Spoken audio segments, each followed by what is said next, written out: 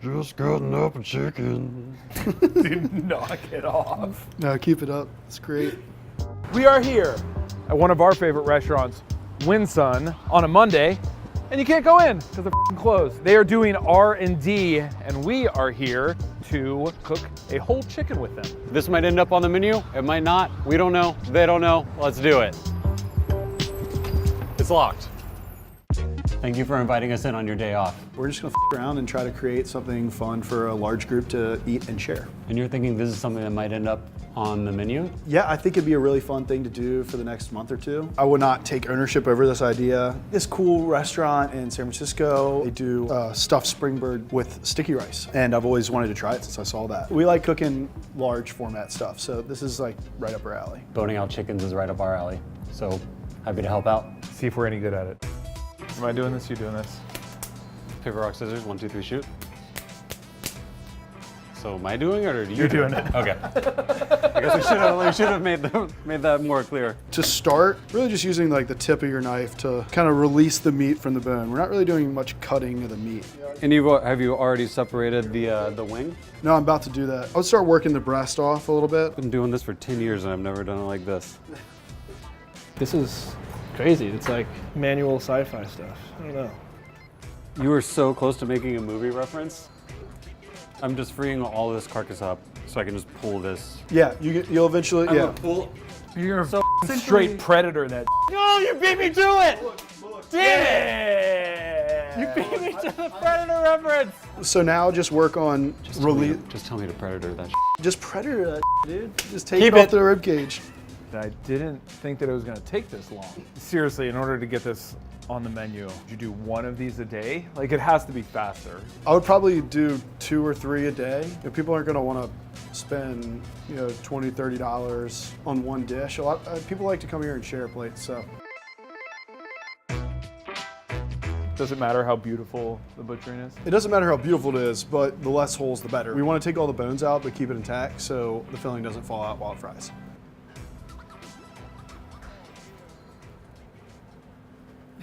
Come on!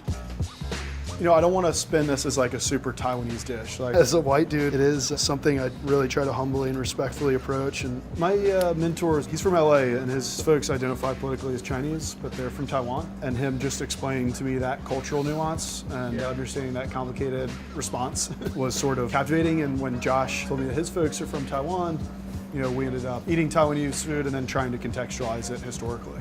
And I think that's where we started kind of getting serious about it. Shall we make the rice? Let's cook some rice. Add some ingredients, little scallions, some spring garlic, some regular garlic, some Chinese sausage, oyster mushrooms. We're gonna add the sticky rice.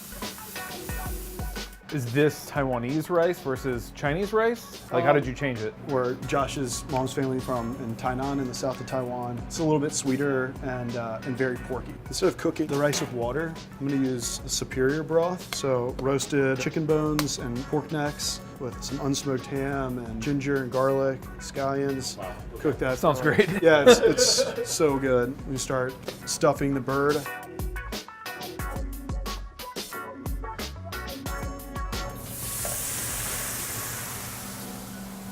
Trying to figure out whether or not this is actually going to be a menu item. Like, what are you thinking? What are you considering? So it took 10 minutes in the fryer, right? For a boneless piece of chicken, I feel like that should be enough. We took all the bones out. If it takes more than 10 minutes in the fryer, it's not going to be super practical. All my instincts say that this bird is ready, but we'll see. This is cayenne pepper and Chinese 5-spice. Hit it again on the back with salt. Not afraid of really over seasoning this because I just dried it out. I didn't brine it. So we're a little bit on the right side raw. It doesn't look as raw, but it's just because it's white meat. And here it's dark meat, so you can see it more clearly, but towards the inside it's raw. It doesn't seem like it needs that much more cook time, maybe even more, just a little bit more resting. As long as we know all these factors ahead of time, it's not really necessarily set back. If you put this on the menu and you're like, hey, it takes 45 minutes to make.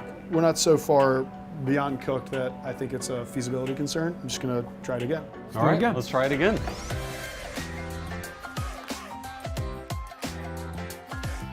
I put my timer on for 12 minutes. I think we let it hit like 13. It looks like the extra time made a difference, though. Really crispy skin. Yeah. All right, here we go. So it looks pretty good. I literally Got some ramps in on Friday, some spring garlic, chopped it real finely. We're gonna hit this with some vinegar and make a little vinaigrette. What I intend to season this with is a Centennial Kumquat. It's good. Holy that's not what I was expecting. Most sweet and sour things you're used to being like super sweet and super sour. It's really balanced. And then it's just some crunchy stuff, some nuts, peanuts and cashews and fried shallots and shrimp powder. Got to be a little bit cleaner of a cut. I think also after I butcher the chickens and stuff them with colder sticky rice, I can like press them down with a sheet tray, make them a little flatter. Like that'll increase the fry time and they'll cook a little more evenly as well. And then we'll also be able to slice them. I'm ready to eat it. Yeah, let's take it out to the bar and eat it.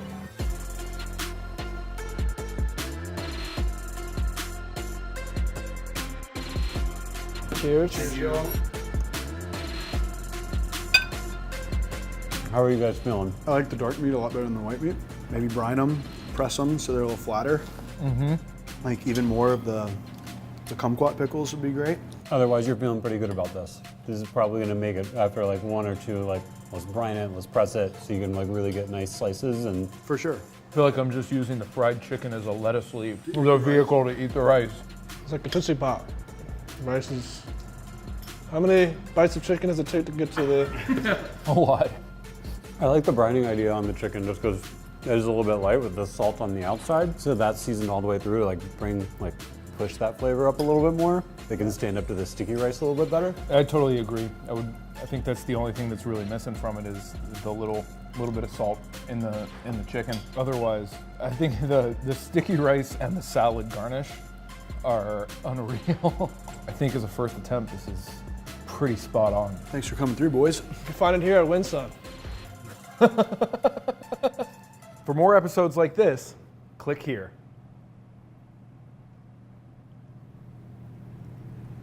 You licked my fingers. What's up, man? What's up? What's up, Shane?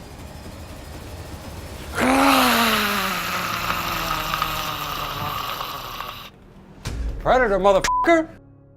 Tyson, we brought you a lamb. We're so excited to smoke this thing because not a lot of people actually have had smoked lamb before, but it's